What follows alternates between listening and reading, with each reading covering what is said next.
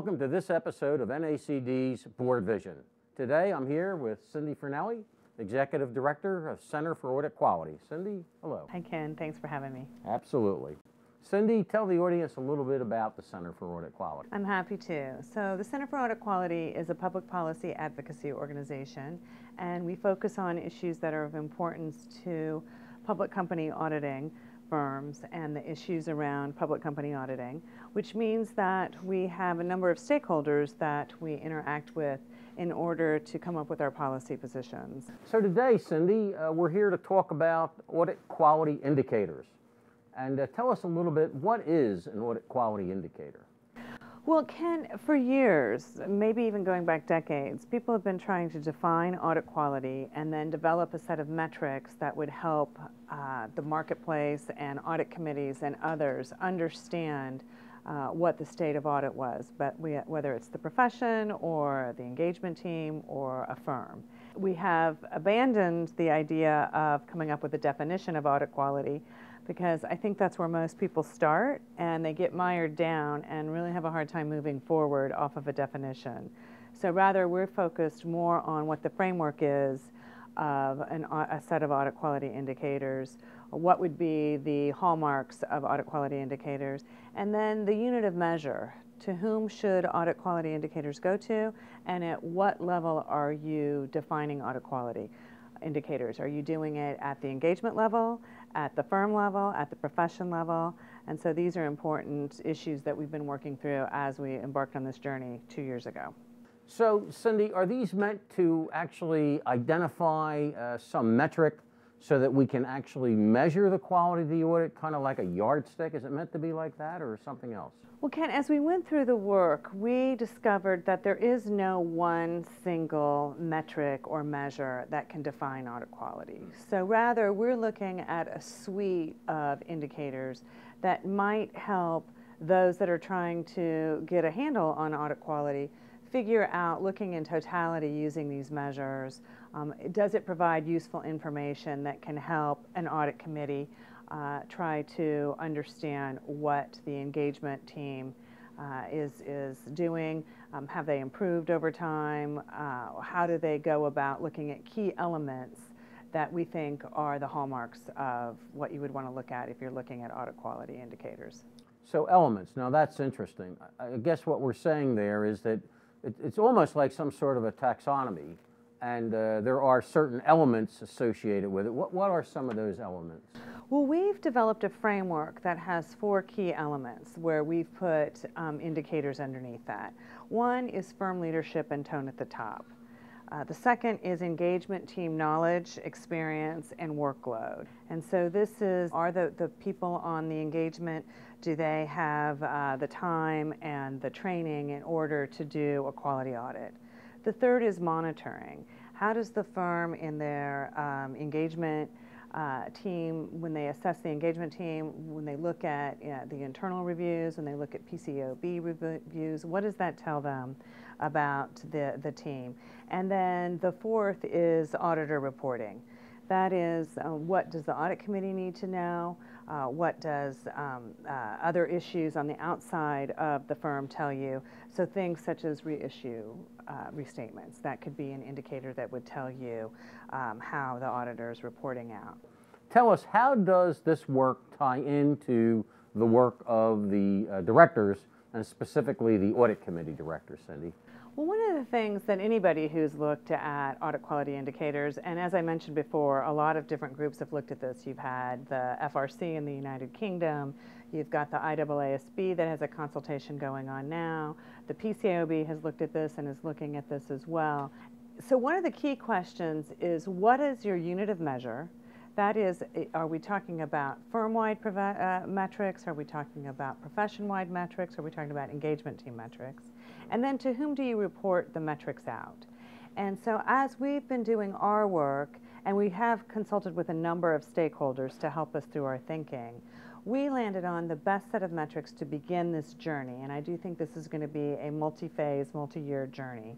But as we begin this journey, that the most relevant metrics are probably, for the most part, at the engagement team level, with some firm-wide metrics to give you context, and that because it's the engagement team level, that the most relevant party to give the metrics to would be the audit committee, because they, of course, are the ones that have the responsibility to oversee the audit, to oversee the financial reporting, and to hire and fire the engagement team and the auditors. So we thought that that made sense, to have it be engagement team metrics that would go to the audit committee. And then we also anticipate that this will lead to a dialogue. You know, just getting a set of metrics isn't really going to tell you much unless you have the opportunity to probe and ask questions and have back and forth and give and take. And so again, I think the audit committee community is going to be the ones that are going to have to probe the engagement team about their particular set of metrics. I want to be clear that it's the engagement team that will be reporting to the audit committee. It's not the audit committee's responsibility to ask these questions, but I would hope that there would be a dialogue and a back and forth, and that the audit committee could get the information around these metrics working directly with the engagement team. So a couple things on that. You really don't have in mind to come out with 77 or 43 or anything of that nature. And when do you see this reporting happening? Do you see it at the end of the engagement, when does that actually occur? Well, given the four elements that we talked about, the tone at the top, the engagement team knowledge and experience, the monitoring, and the reporting, I think it's going to be important that there be this robust discussion at the beginning of the audit cycle. Audit plan, you think? I would think yes. Early on, you're going to want to have this conversation with the engagement team, with the audit committee. But then I also think that during the course of the audit, you're also going to want to have touch points and make sure that you're on schedule, that when you talk about the workload, for instance, that the audit team reported at the beginning of the process is holding throughout the entire process, so there are no surprises at the end of the day. So maybe some affirmation as the engagement goes on, is that what you have yes, in mind? Yes, that is very definitely what I would have in mind. And I would hope that throughout every time when the engagement team meets with the audit committee, that they are having discussions around these metrics. And you mentioned the number of metrics. We don't think that there should be dozens of metrics. When you look at the metrics that we're going to put forth and that we're going to test, you'll see that there are maybe a dozen. It depends on how you count them, but around a dozen. I mean, 2 handsfuls worth of metrics, not dozens and dozens. Well, the one about tone at the top. Now, is that at the top of the firm? Do you see that, or do you think it's at the top of the engagement team? I think it's both. I think, you know, tone at the top is so important, and that's one of those elusive metrics or those elusive qualities that we always talk about, but understanding, having the engagement team explain to the audit committee their firm's culture, the firm's expectations, and then how that engagement team lives up to that, I think would be very important for an audit committee to hone in on. Now, I do know, and in fact you mentioned it in your earlier comments, that the Public Company Accounting Oversight Board, PCAOB, is looking at something very similar, audit quality indicators. How does this project that you have undertaken tie in with the work that the PCAOB is undertaking? Well, you're right. The PCAOB has a project underway, and we're anticipating that sometime toward the end of the second quarter of 2014 that the PCAOB will issue a concept release that will put forth some questions about the unit of measure, as we talked about to whom the reporting should be. And then I think they will also come forward with a suite of 50 or so potential metrics. And so we have been very, very open and communicative with the PCAOB. We have touch points and meetings with their work group on a regular basis. So they're very much aware of the work that the CAQ is doing, and I don't want to put words in their mouth, but I think they're supportive of the work that the CAQ is doing. Oh, that's outstanding. Now, I think your point about this being a journey, because I can really see that it's going to take some time to really figure this out.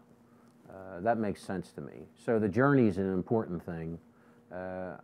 I hear that you're going to be pilot testing this, and how's that going to work? And should anyone who is listening in who wants to be part of this reach out to you? How do you want that to happen? Well, we think it's very important, because this is a journey and because we're just starting this journey in effect, that we do pilot tests. So we've come up with our set of potential metrics that we think could help an audit committee in assessing their engagement team and doing their important work around audit quality and around financial reporting and around the audit. But we want to test that. I mean, at this point, we really have a set of metrics that it's our hypothesis that this is a good place to start. So we definitely do want to pilot test it. We are going to do that throughout the course of the summer and the fall. We have already lined up some audit committees who are willing to participate in this effort, working through the firm's engagement teams.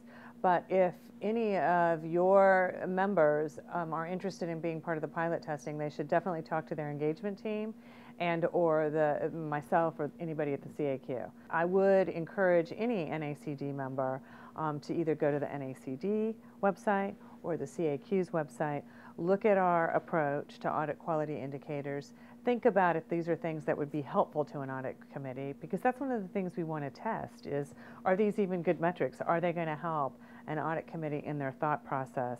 Are these, is this information that's easy to get from the engagement team and to give to the audit committee?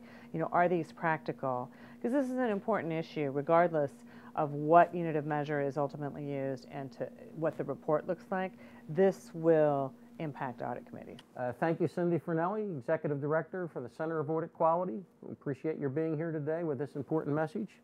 And thank you for tuning in to this episode of NACD's BoardVision.